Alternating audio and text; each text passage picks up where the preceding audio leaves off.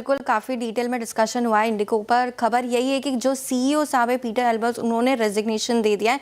Board ने इसे immediate effect से अप्रूव भी कर दिया और फिलहाल जो कंपनी के को फाउंडर और प्रमोटर और एमडी के तौर पर है और जो राहुल भाटिया साहब है वो अब इंतरिम सीईओ के तौर पर काम करते हुए आपको नजर आएंगे। हालांकि जल्दी जो है कंपनी का सीईओ नियुक्त भी होगा, लेकिन फिलहाल जो है को फाउंडर राहुल भाटिया साहब ही अंतरिम सीईओ की नियुक्ति करने वाले और वही कारभार संभालने वाले। इनफैक्ट उन्होंने अपने एम्प्लॉयज़ को एक ईमेल भी लिखा है जहाँ पे उन्होंने कहा कि जो दिसंबर में डिसरप्शन हुआ था वो नहीं होना चाहिए था। कंपनी के जो फ्रंट लाइन जो एम्प्लॉय स्टाफ है उनको थैंक यू कहा है और उन्होंने ये भी इंश्योर किया है कि जल्द ही ऑपरेशनल एफिशिएंसी बढ़ाई जाएगी। हालांकि इंपॉर्टेंट इसलिए भी है क्योंकि जिस समय इतना कुछ एटीएफ के प्राइसेस को लेकर डिस्कशंस हो रहे हैं, इतना ग्लोबल जियोपॉलिटिकल कंडीशन की वजह से उस समय जो है वो बदलाव आते हुए दिखा है। तो इंडिको फोकस में रहेगा, हालांकि सीईओ की नियुक्ति जल्दी होती हुई दिखेगी।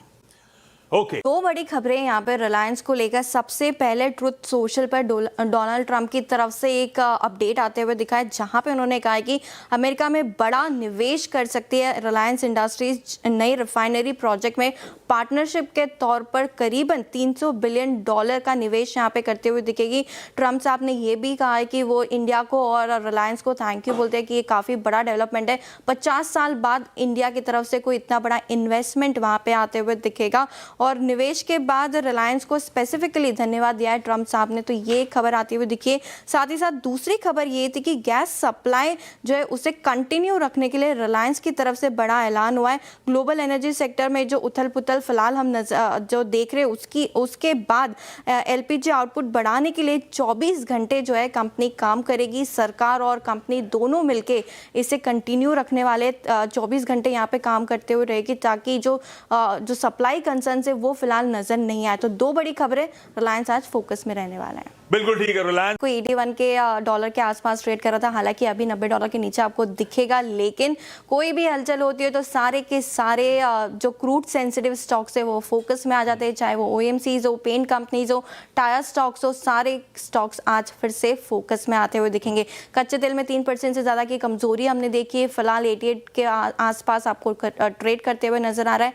तो फिर से क्रूड सेंसिटिव स्टॉक्स की कहानी आज आपको नजर आएगी। बिल्कुल ठीक है। अनुमान से काफी स्ट्रॉन्ग और आफ्टर मार्केट में तो ओरेकल ग्लोबल का स्टॉक 9% ऊपर भी ट्रेड कर रहा है। सब्सिडरी कंपनी इंडिया में लिस्टेड है OFSS, Oracle financial services limited. यहाँ पे फोकस रहने वाला है क्योंकि इस ग्लोबल के जो नतीजे हैं वो अनुमान से इतने अच्छे कि उन्होंने अपना गाइडेंस भी बढ़ाया। इनफैक्ट जो उनका एआई से भी उन्हें अब जो है ऑर्डर विन आते हुए नजर आ रहे हैं। इंफ्रास्ट्रक्चर बिजनेस देखे तो यहाँ पे 84% की ग्रोथ इस बार आते हुए दिखी और नेक्स्ट फाइनेंशियल ईयर के लिए उन्होंने जो आय का गाइडेंस दिया है वो $90 बिलियन का है। जो अनुमान था बाजार का वो करीबन $87 बिलियन के आसपास का था। तो डेफिनेटली पॉजिटिव खबर है, गाइडेंस बढ़ा है और इसी के चलते आज ओएफएसएस भी फोकस में रहेगा। दो दिग्गज वारी एनर्जीज यहाँ पे फोकस रहने वाला है। कंपनी की सब्सिडरी को 3 करोड़ का एग्रीमेंट जहाँ पे साइन किया है तो पॉजिटिव खबर आती हुई दिखी है, स्टॉक फोकस में रहेगा। साथ ही साथ वारी रिन्यूएबल्स पर भी फोकस रखें। यहाँ पे कंपनी ने ground mount solar PV plant के लिए एक करार साइन किया है तो यहाँ पर फोकस रहेगा। पॉजिटिव खबर कंपनी के लिए, कम से कम 300 मेगावाट की क्षमता वाला जो पीवी प्लांट है इसके लिए कंपनी करार करती हुई दिखी है। अरविंद स्मार्ट स्पेसेस भी आज फोकस में रहने वाला है। यहाँ पर कंपनी की तरफ से अनाउंसमेंट आई है जहाँ पर बेंगलुरु में नया रेजिडेंशियल प्रोजेक्ट जो है उस पर काम शुरू करने वाली है। करीबन 2.808 एकड़ की ये जमीन है जहाँ पे प्रोजेक्ट करेगी और उसका जो रेवेन्यू पोटेंशियल है वो काफ़ी सिग्निफिकेंट है। करीबन 330 करोड़ का रेवेन्यू यहाँ से कंपनी एक्सपेक्ट करती है। साथ ही साथ एजी इंफ्रा पर भी आज नजर रहने वाली है जहां पे कंपनी को करीबन 400 करोड़ का ऑर्डर मिलते हुए दिखा है।